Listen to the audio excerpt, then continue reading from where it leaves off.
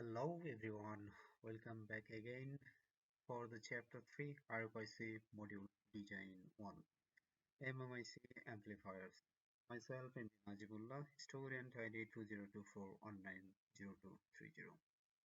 So today I'm going to talk about the brief discussion about the RFIC module design. So let's get into the presentation. So in the beginning, we are going to talk about the RFIC module design. And in the schematic diagram of a amplifier designing system. So here we can see that MMIC microwave monolithic integrated circuit amplifiers are basically an integrated circuits that amplify microwave signals. So this is a simple schematic diagram of a MMIC amplifier. These MMIC amplifiers are based on principle of using active devices like transistors to boost the input signal's amplitude. From the from the beginning of amplifier, we can refer it that this device will amplify the signal amplitude. Third but not the least, MMICs offer advantages like reduced size, device size, as well as the cost also reduced and the high reproducibility compared to traditional amplifiers. So what is the basic of amplifier? So in the right side of the slide, we can see the basic amplifier symbol. Here we have a positive and negative input and it has amplifying output. Or in a signal, a small signal input given in the input side and the output side amplify it in a greater multitude system. So this is basically a two-port device. An amplifier is a two-port device, meaning it has an input and output port. And the purpose of this amplifier actually the amplify the signal. And this amplifier is actually an active device. The core of an MMIC amplifier is an active device like a transistor that amplifies the signal. And impedance matching. To ensure efficient power transfer, impedance matching circuits are used at the input and output ports. That means the both port a impedance matching efficient transformer used. And another important thing is the DC biasing. A DC bias circuit provides the necessary operating conditions for the active device. So to become the amplifier into a active state, a initial voltage required. So this voltage actually supplied by this DC biasing circuit. So now part comes for our main purpose of this chapter, that MMIC amplifier design.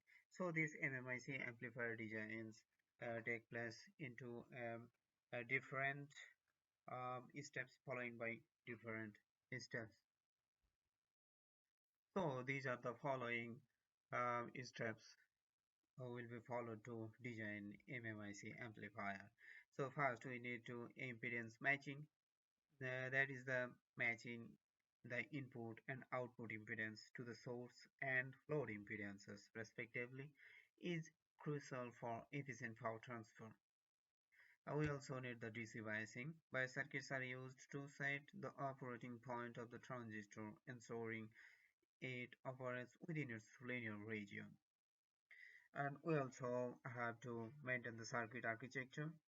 MMIC amplifiers can be designed using various circuit architectures such as distributed amplifiers or matrix amplifiers. Wide bandwidth MMICs are designed to operate over a wide range of frequency, such like as RFIC and satellite also.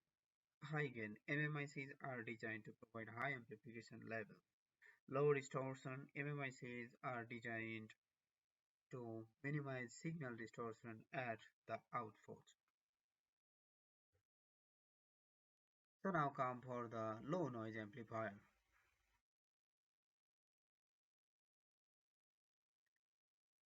So due to the low noise amplifier, we have some key aspects for in MMIC amplifiers.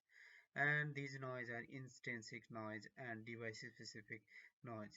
Intrinsic Intrinsic noise, actually this noise originates from the semiconductor material itself, including phenomena like short noise, thermal noise, it also another name that is Johnson noise, and the flicker noise. On the other hand, devices have some specific noise. The type of transistor um, used and its dimensions influence noise generate the noise. For instance, HEMT or MESFET or BJT transistor can be optimized for uh, lower noise phases. So in the figure, we can see a cascade LNA low noise amplifier design. So from its name, we actually can define that it will be designed as a cascade system. So here is the diagram, schematic diagram of low noise amplifier designing. Designing a cascade, a low noise amplifier involves several key steps, including selecting suitable transistors, designing matching networks, and considering stability factors. The goal is to achieve high gain, low noise, and good stability over the DJ frequency range. Here's a breakdown of the design process.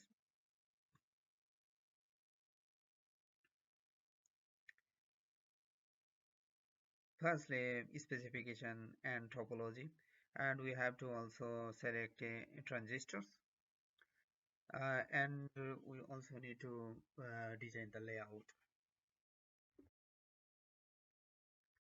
So here we can see that low noise amplifier schematic diagram, the complex diagram cascade system happening here, and we see that all the component here following some a complex but repetitive way of the designing system here.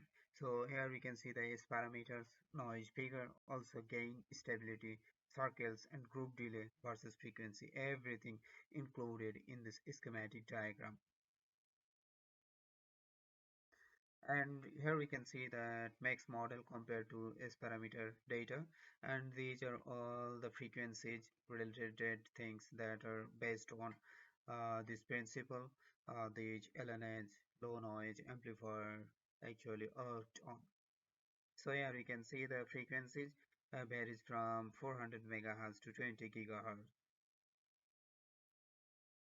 Now comes for power amplifier design. Power amplifier design also follow this kind of amplification diagram. So this diagram successfully lay out and design the simulation, and after the layout design and simulation, the EM circuit co-simulation following the process. So here is the power amplifier in specific. So during the driver system, after following the driver, the final PA system came up. By combining this match and driver, then combiner match happens, and following the system, all the power amplifier systems actually build up. That's all for today. Thank you everyone. Hope to see you in my next and the final chapter, chapter number 4. Thank you.